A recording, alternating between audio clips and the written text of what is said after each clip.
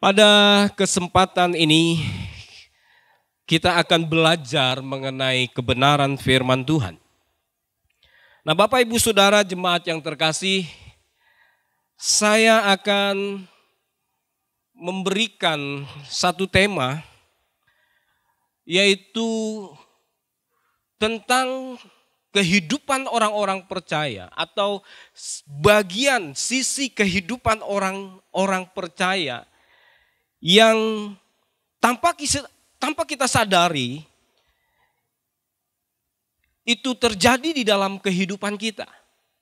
Nah, Bapak Ibu Saudara, hari ini saya akan menyampaikan satu tema atau satu topik yang akan kita pelajari dan saya harap ini akan menolong setiap kita menyadari kembali tujuan dan panggilan Tuhan menyelamatkan kehidupan saudara dan saya.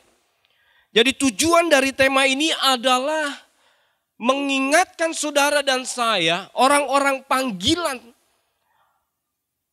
orang-orang yang telah diselamatkan di dalam Yesus, memiliki tujuan untuk menjadi saksi, menjadi berkat, dan kehidupan kita boleh menjadi dampak bagi banyak orang lain.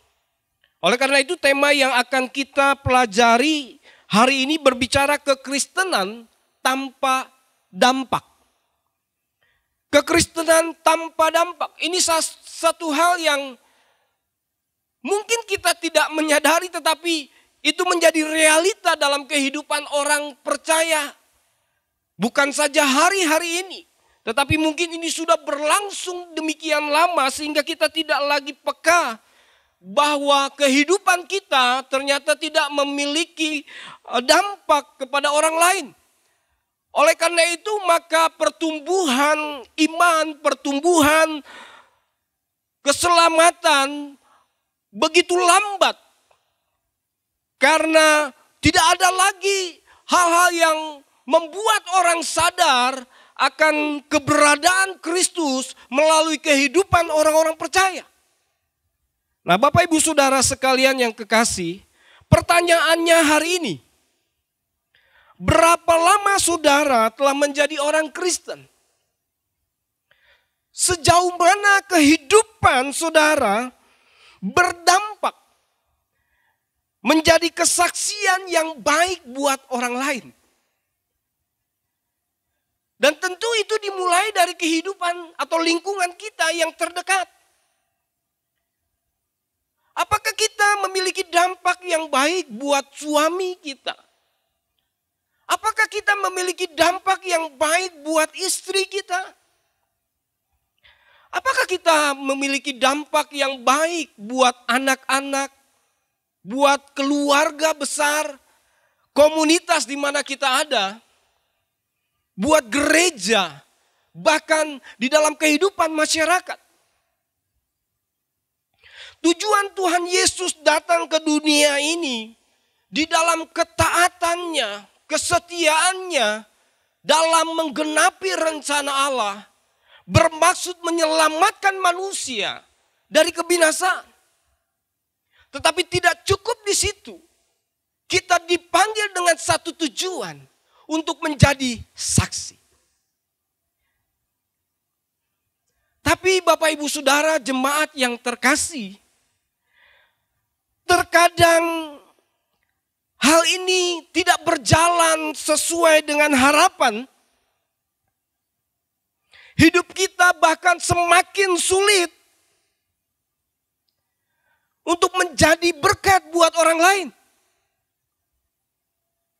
Mengapa kita begitu sulit menjadi berkat buat orang lain?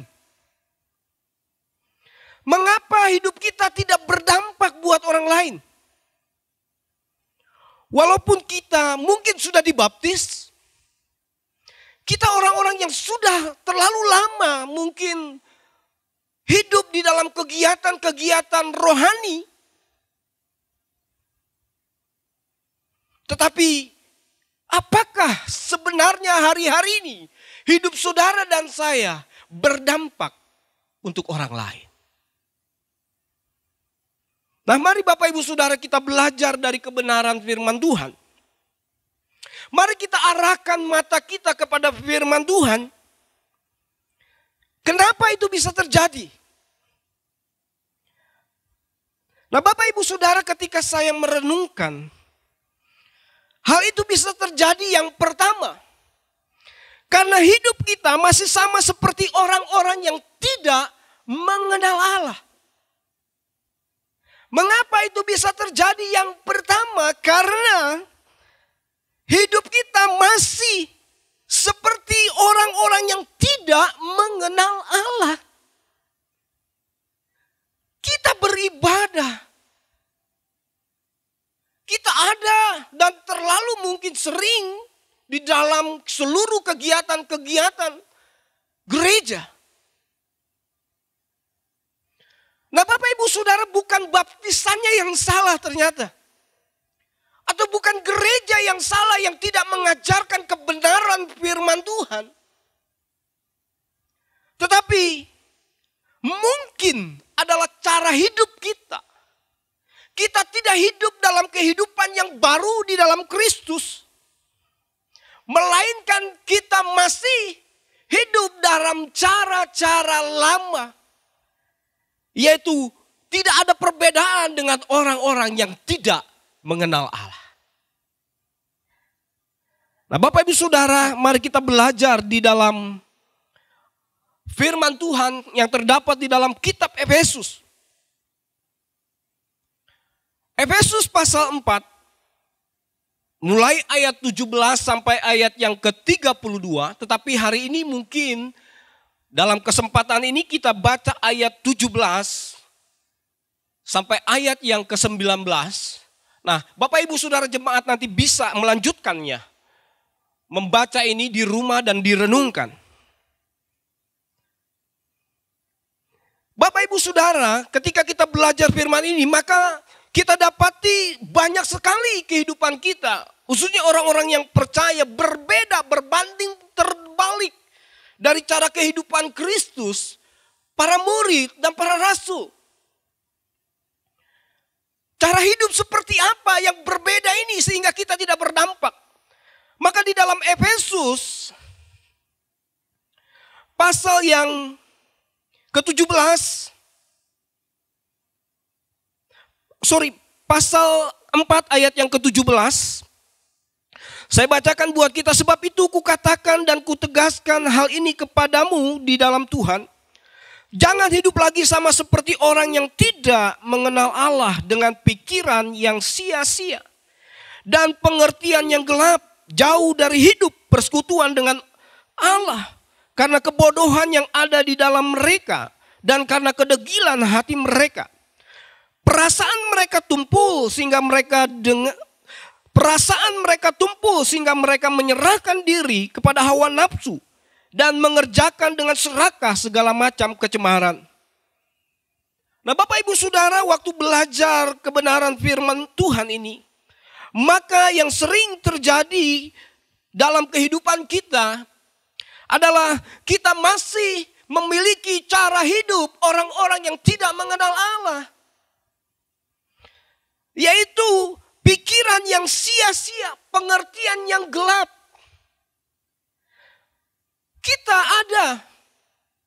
Kita mengaku sebagai orang Kristen, orang yang percaya kepada Kristus, tetapi pikiran kita, perbuatan kita tidak berbicara seperti orang-orang yang percaya kepada Kristus.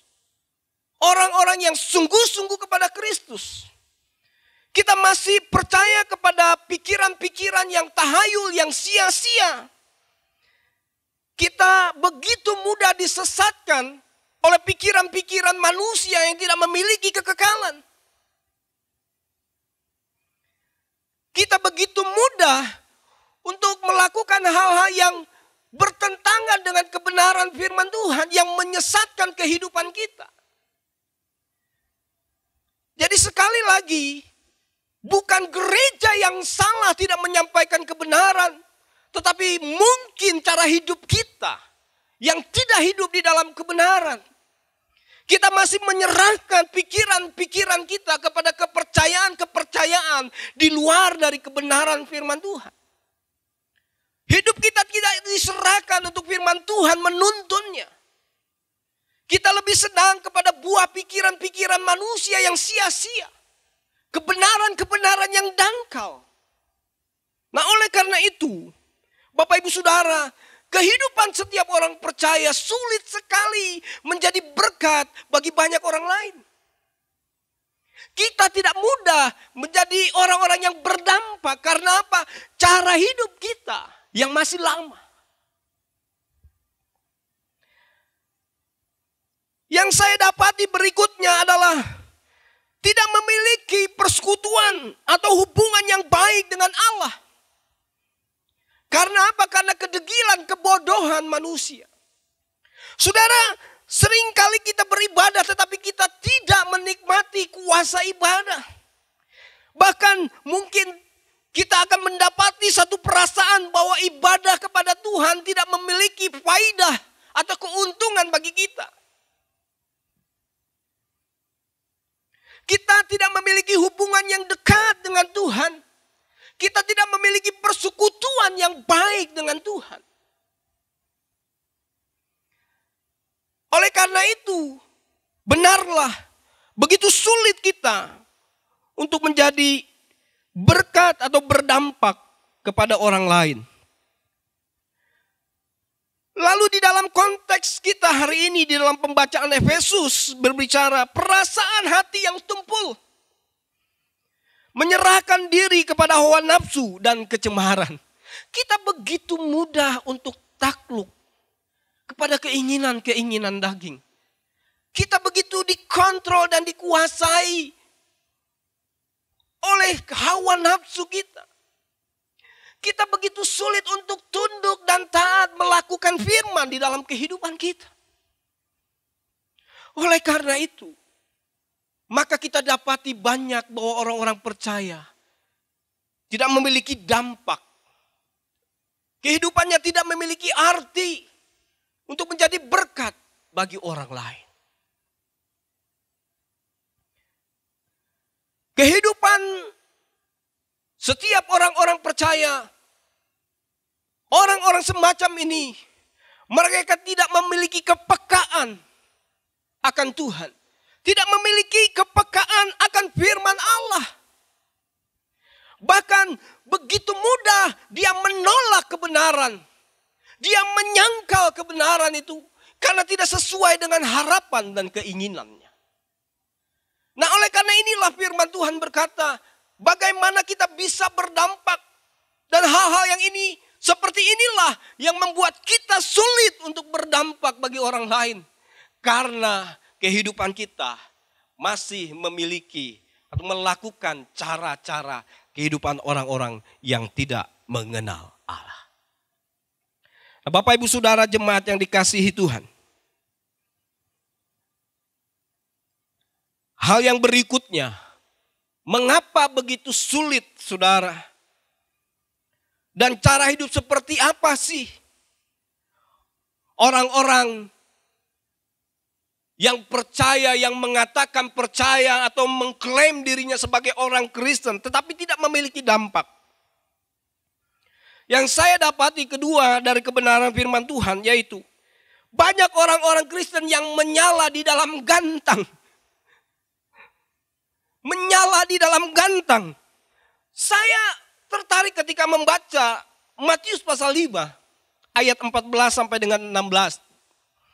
Di dalam Matius pasal 5 ayat 14 16, kamu adalah terang dunia. Kota yang terletak di atas gunung tidak mungkin tersembunyi. Lagi pula orang tidak menyalakan pelita lalu meletakkannya di bawah gantang. Melainkan di atas kaki dian sehingga menerangi semua orang di dalam rumah itu. Demikianlah hendaknya terangmu bercahaya di depan orang. Supaya mereka melihat perbuatanmu yang baik dan memuliakan Bapamu di surga. Dari perenungan firman ini maka saya melihat diri, saya pribadi. Apa yang menghalangi saya berdampak lain. Ketika saya merenungkan ini, mungkin salah satunya adalah karena saya menyala di dalam gantang, di bawah gantang. Saya tidak menyala di atas kaki Dian. Sehingga setiap orang bisa melihat perbuatan dan rupa yang saya miliki di dalam Kristus. Yang menjadi gambaran kehidupan orang-orang yang percaya. Karena Kristus hidup di dalamnya. Dan perbuatan-perbuatan Kristus yang muncul dari kehidupan kita. Tetapi sebaliknya mungkin, Bapak Ibu Saudara, saya orang-orang yang menyala di dalam gantang. Saya coba memiliki atau memberikan dua pengertian dari arti dalam perenungan saya di dalam gantang. Yang pertama adalah kehidupan orang Kristen yang nampak bercahaya, kelihatan baik, rohani, ketika di dalam kegiatan-kegiatan rohani saja. Jadi pengertian pertama adalah kehidupan orang Kristen yang nampaknya bercahaya atau kelihatan baik, kerohanian mereka seakan-akan baik dalam kegiatan-kegiatan rohani saja. Contoh Bapak Ibu Saudara sekalian jemaat yang dikasihi Tuhan. Kita menjadi kelihatan orang yang lebih rohani, orang yang baik, ya. Orang yang begitu manis. Sementara kita ada di gereja. Kita orang yang begitu kusuk, kita yang begitu nampak, begitu hormat. Sementara di dalam ibadah saja. Kita yang seakan-akan orang yang begitu dekat kepada Tuhan ketika ada di dalam event atau di dalam kegiatan-kegiatan doa. Kita menjadi orang yang kelihatan kuat, memiliki wawasan yang baik ketika kita ada di dalam komsel. Dan di dalam lingkungan orang-orang Kristen, orang-orang percaya, orang-orang yang ada di gereja, seakan-akan saudara kelihatan orang yang begitu dermawan. Karena itu adalah ladang di mana kita mau menunjukkan bahwa kita orang yang baik.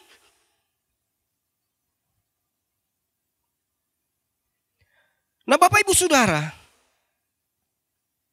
ketika kita masuk dalam kehidupan hari-hari, bisa jadi nampak berbeda. Hidup kita penuh dengan perkataan-perkataan yang kasar. Sikap yang kasar. Kita jauh daripada murah hati. Kita menjadi orang yang pelit, kita menjadi orang yang kikir. Kita menjadi orang yang tidak peduli kepada orang-orang lain di dalam lingkungan kita. Kita tidak memiliki sikap empati kepada orang lain. Kita tidak bisa merasakan penderitaan orang lain. Kita tidak bisa merasakan pergumulan orang lain. Karena apa? Karena kita hanya menyala di dalam gantang. Nah Bapak Ibu Saudara sekalian, orang-orang semacam ini memiliki kecenderungan saudara. Mencari aman dalam kehidupannya. Jadi arti yang berikutnya adalah kehidupan yang cenderung cari aman. Kehidupan boleh dikatakan tanpa misi.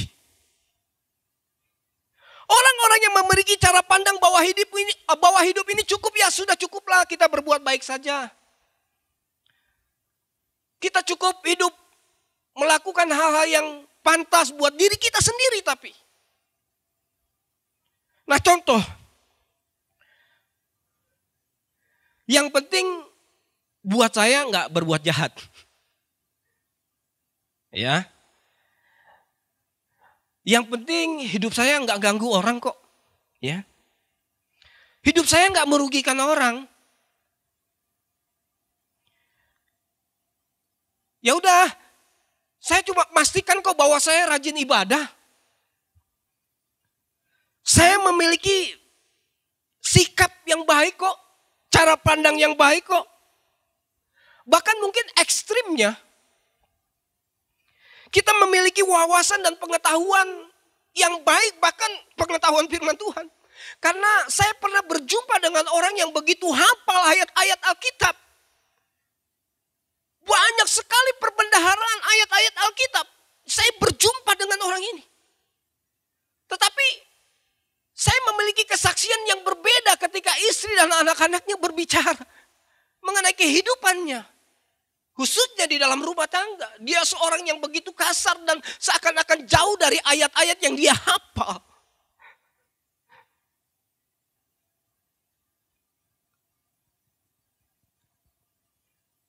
Bapak Ibu Saudara sekalian yang terkasih.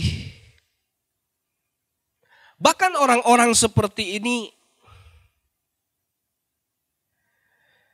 dia mau mengerjakan sesuatu yang atau hal-hal yang membuat dia aman. Dia merasa nyaman, dia mau lakukan.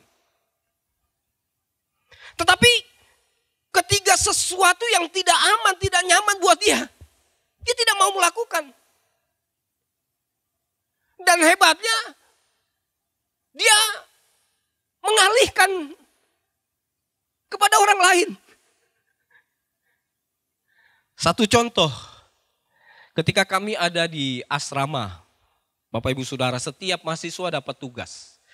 Nah, salah satu tugas yang dihindari adalah menyuci itu WC.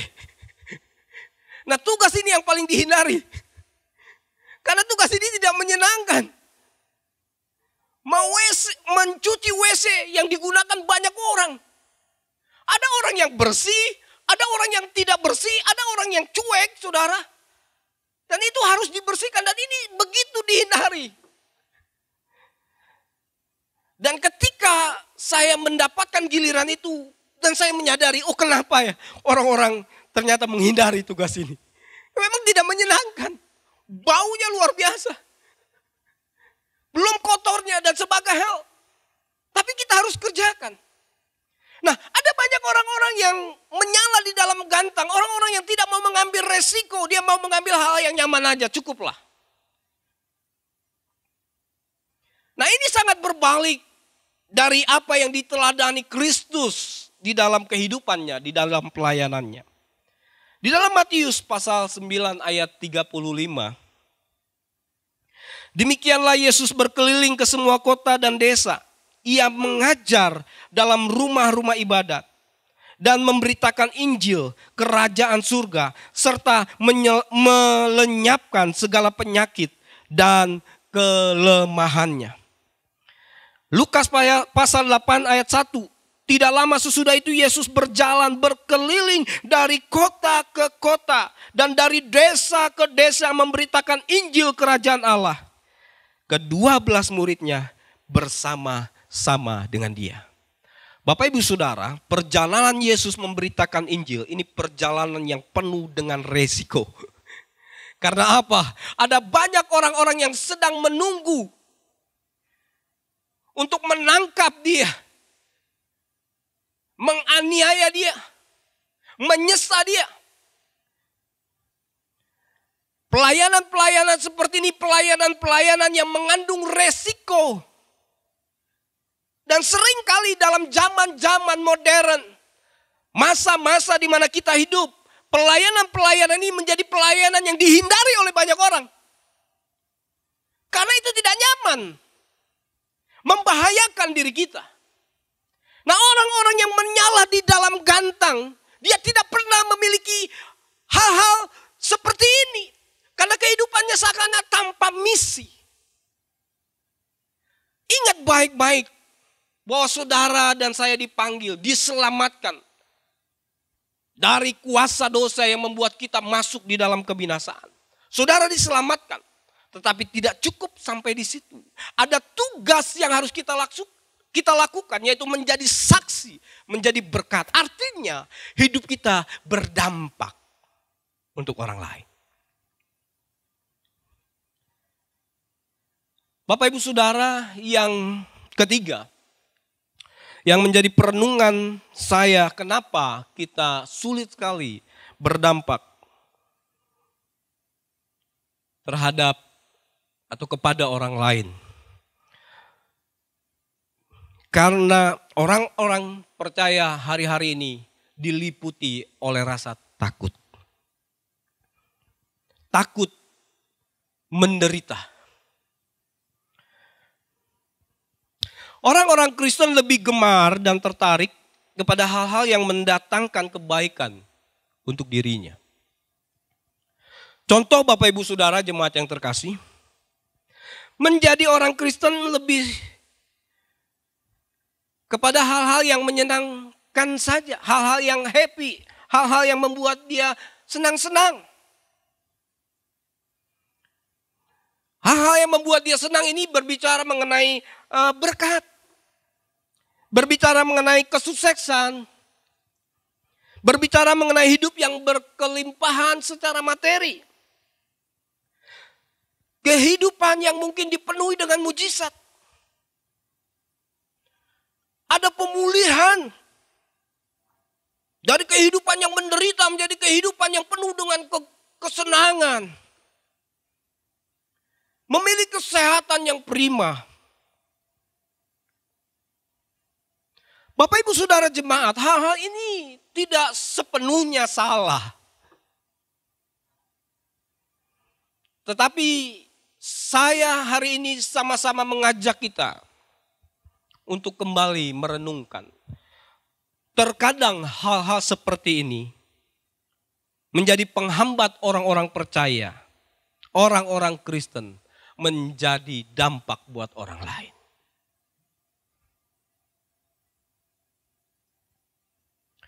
Dan ketika kita harus mengambil penderitaan atau mengalami penderitaan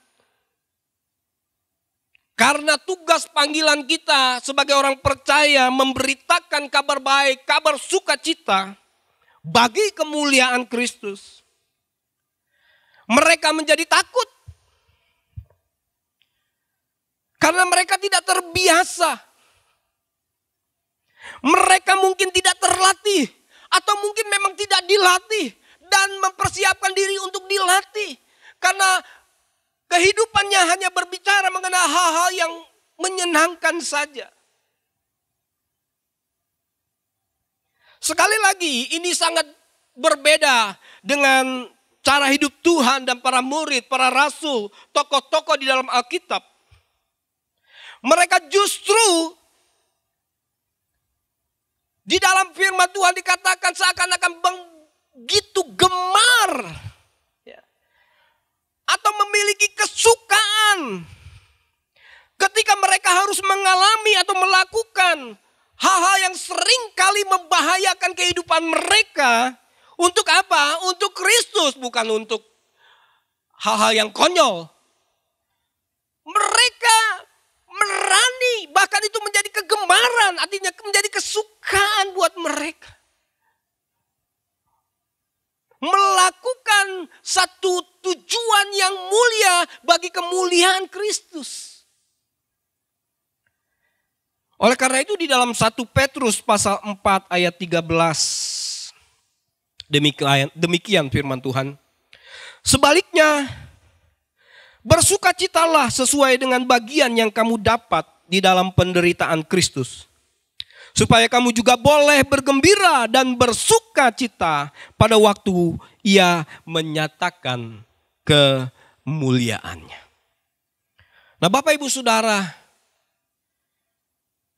saya percaya ketika kita hidup di dalam Tuhan dengan sungguh-sungguh melakukan firman Tuhan, berkat, pertolongan, kasih dan kemurahan Allah itu ada di dalam kehidupan saudara dan saya. Tetapi jangan lupa ada hal yang sangat penting yang menjadi panggilan saudara dan saya, yaitu menjadi saksi, berdampak kepada orang lain. Saya berharap kebenaran firman Tuhan ini akan menolong saudara dan saya untuk memahami kembali panggilan Kristus dalam kehidupan saudara.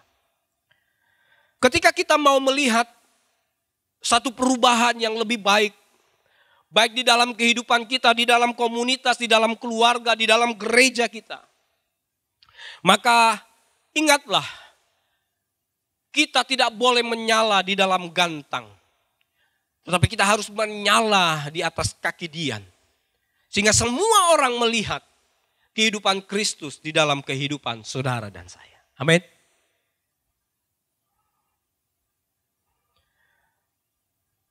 Bapak, Ibu, Saudara, jemaat yang terkasih, kembali, tujuan dari kebenaran firman Tuhan ini menyadarkan saudara dan saya akan panggilan Kristus. Ada banyak orang-orang di luar sana merindukan dan menantikan Kristus. Dan dia mau melihat itu di dalam kehidupan orang-orang yang percaya kepadanya. Jangan sebaliknya ada orang-orang yang tidak atau mengeraskan hatinya ketika dia mendapati kehidupan orang-orang percaya tidak sesuai dengan apa yang tertulis di dalam firman Tuhan.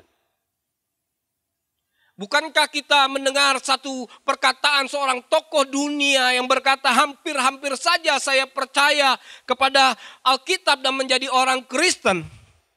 Tetapi ketika melihat kehidupan orang percaya, dia meninggalkan keputusannya itu. Dia mundur dari keputusannya itu. Sehingga tidak menjadi orang yang percaya kepada Kristus. Hari ini saudara, Bapak Ibu Saudara sekalian jemaat yang dikasihi, keberadaanmu justru akan mendatangkan kemuliaan Kristus dalam hidupmu sehingga banyak orang datang kepadanya. Amin. Kebenaran firman Tuhan ini tidak panjang untuk disampaikan. Tetapi biarlah dalam seberapa lama waktu hidup yang Tuhan percayakan bagi kita. Seberapa panjang kehidupan yang Tuhan percayakan bagi kita. Pastikanlah hidup kita sesuai dengan kebenaran firman Tuhan. Sesuai dengan panggilan Kristus. Bahwa hidup saudara dan saya menjadi dampak, menjadi berkat untuk mendatangkan kemuliaan bagi Dia. Amin. Demikianlah kebenaran firman Tuhan. Pada kesempatan kali ini, mari saya ajak saudara jemaat, baik yang di tempat ini maupun di rumah, kita berdoa menyikapi firman Tuhan ini. Haleluya. Tuhan, terima kasih untuk kebenaran firman Tuhan.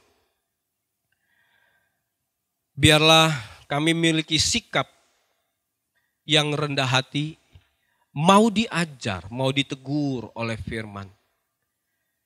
Dan biarlah hari-hari ini Tuhan kami menjadi orang-orang yang berbeda.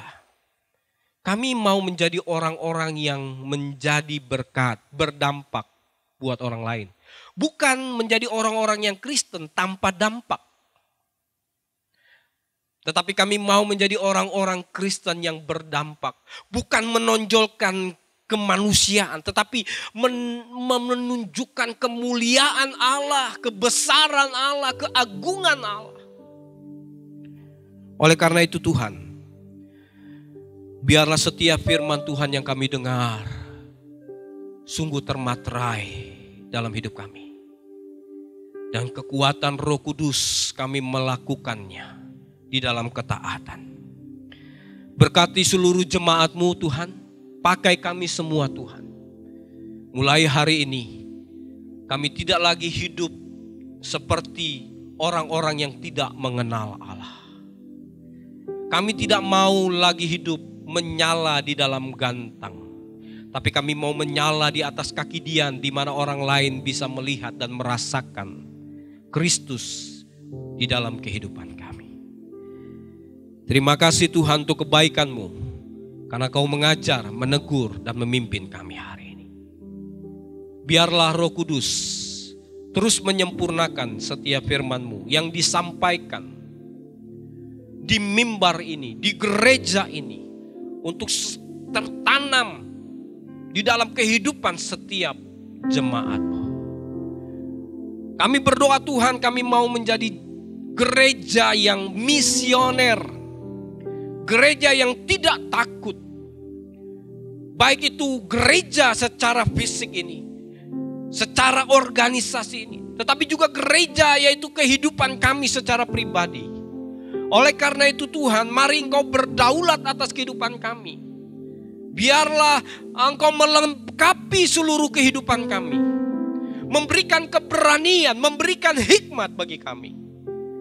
Sehingga hari-hari ini kami muncul, kami bercahaya dan menerangi dunia yang gelap. Sehingga orang lain bisa merasakan terang Kristus dalam kehidupan kami. Terima kasih Tuhan. Kami semua yang diberkati firman sama-sama katakan amin. Amin. Tuhan Yesus memberkati.